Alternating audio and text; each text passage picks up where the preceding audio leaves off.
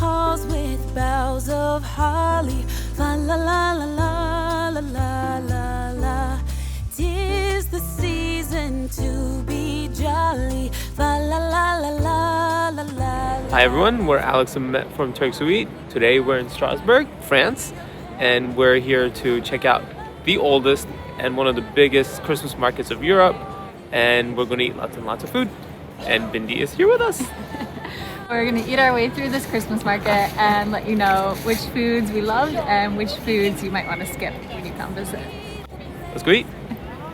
It's no wonder they call Strasbourg the capital of Christmas. This city really goes all out.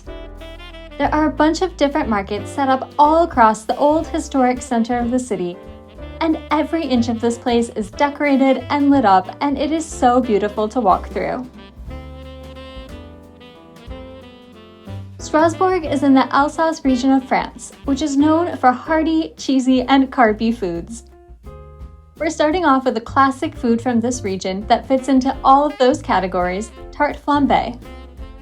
Tart Flambee is a Christmas staple here and is sold at many of the stands in the various markets. It's made from super thin dough that is baked like pizza and topped with a creamy, spreadable cheese sauce, thinly sliced onions, and small bits of bacon. Our Tart Flambee came fresh out of the oven, steaming hot. It was cheesy and salty, but since the dough is so thin, it's actually not too heavy. This was a great start to our Christmas market adventures.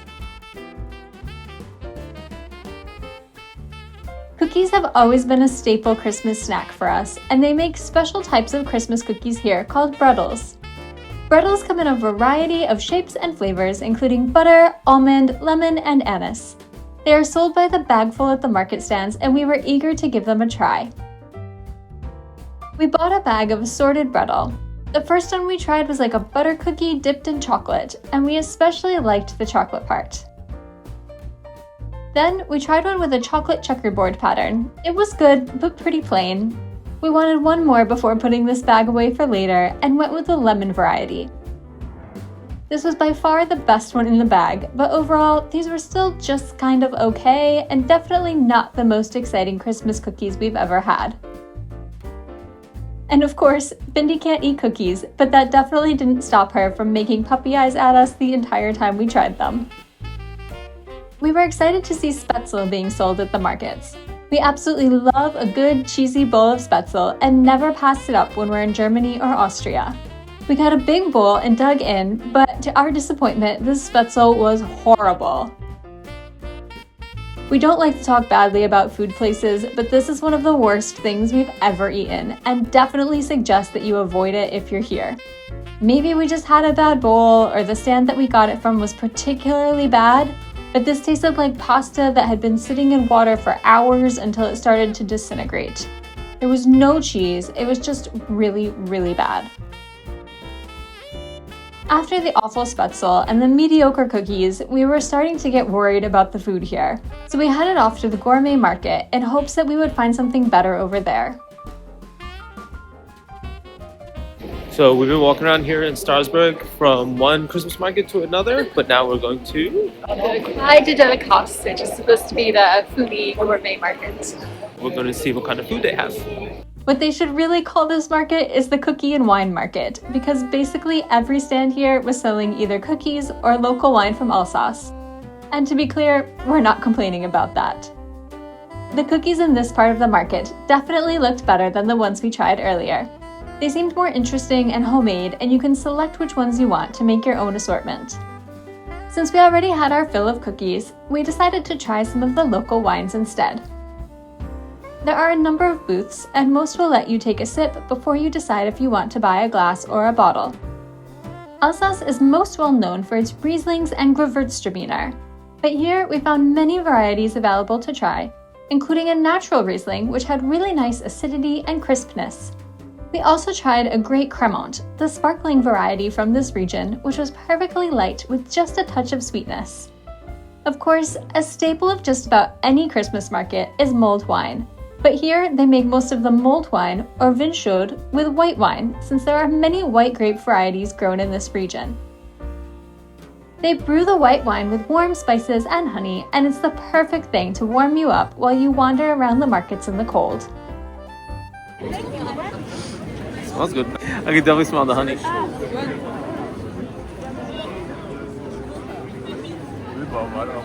really hot. That's different though. It's definitely sweet. I think the honey does make it sweet, but no, it's nice. With the spices and the honey, definitely makes it really, really good. If mulled wine is not your thing, they also make Bière de Noël, or Christmas beer. These are beers that are specifically brewed for the holiday season, often very rich and malty with notes of warm spices. So we just got Christmas beer. I love Christmas beer. When we lived in America, I would always try to find different ones. This one, it just said Christmas beer, so no idea what's in it, but I'm gonna try it. It actually smells like glue wine. Really? Yeah, like the spices. Yeah, it's like beer, but like glue wine. It's like spicy. It's actually really good. You might like this. I know you're not a fan of beer, but you might like this. I'll try it. I decided to give it a try as well, and even though I'm not much of a beer drinker, I can definitely see the appeal of this. Just as we were about to leave this market, we passed a tent that was packed with the scent of freshly baked dough. So we had to go in and see what was happening, and I'm so glad we did. Here, they were making manelles, a brioche bread shaped like a person. This tent was full of freshly baked manelles. It looked like they were making them by the hundreds and selling them just as quickly. The line was long, but it moved quickly, and it was entertaining to watch the bakers make the manelles right in front of you while you wait your turn.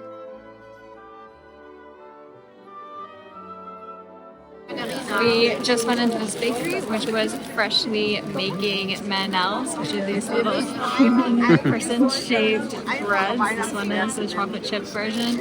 They were making them like by the hundreds there, so super fresh. Let's see. Oh. Is it warm? Yeah, it's nice. Yeah? And Bindi really wants one. It's like the best thing we've ate all day. Yeah? Yeah. And then it's my turn to try it. It's really good. Yeah. You know what it reminds me of? The Turkish poğaça. Ah, yeah. Right? The glazing and everything really reminds me of poğaça. Like, it tastes like it a lot. I was gonna say the little mini muffins. And they're from the grocery store, the chocolate chip mini muffins. Alright, well, way different than what I was thinking. These manelles were so good. This bakery tent just outside of the Quai de Délices is a can't miss at the Strasbourg Christmas Market. We decided to finish off the night with one more popular treat, the Bretzle, which is basically a soft pretzel, either plain with salt or with a variety of toppings. We got some that were topped with cheese and mushrooms, and unfortunately, like many of the things from the market stalls so far, this was just so-so. They warmed it up, which was nice, but it definitely wasn't anything we're excited to eat again. After a mediocre day of food, the next morning there were a few more Christmas classics that we wanted to try. But first, we headed back over to that awesome bakery tent for another manelle. We're glad we did, because while we were here, we saw that they had another thing that we were hoping to try, Kugelhopf. This is a bunch-shaped cake made from a light and airy yeast-based dough that comes in either savory or sweet varieties. With my limited French, I accidentally ordered the salty variety instead of the sweet, but it was still delicious. The dough was soft and clearly fresh, with bits of bacon baked in and topped with walnuts. We also got a redo on the Bretzle, since they were selling freshly baked ones here too. This Bretzle was far and above the ones we tried the night before, much fresher and much cheaper too. You know what it really reminds me of? When we were in like middle school and high school, and you get pretzel at school and cheese whiz. That's really what it reminds me of. It takes me back. Nice. It's really good. Definitely better than what we had in Philadelphia. While wandering around the markets, we found another favorite sweet treat of ours.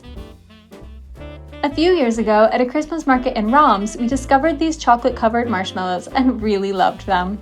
We picked out a variety of flavors and immediately dug into these. The marshmallow filling was so soft, it was more like fluff, and the chocolate coating was super tasty. Mehmet thinks these are a bit too sweet, but for me, they're perfect. Sadly, our time in Strasbourg was coming to an end, and given the disappointment from much of the market food, we decided we were better off going to a restaurant serving up local Alsatian dishes for dinner. We headed to Chez L'Oncle Freddy, a very cozy spot where we started off with some Spaetzle redemption. This dish of baked, gooey, cheesy dough was much more like what we were hoping for than the one we had at the market. Our main meals were also great. They had a variety of plates served with the local Alsatian sauerkraut. I went with the salmon, which was served with a creamy sauce, soft-boiled potatoes, and a huge pile of that famous sauerkraut.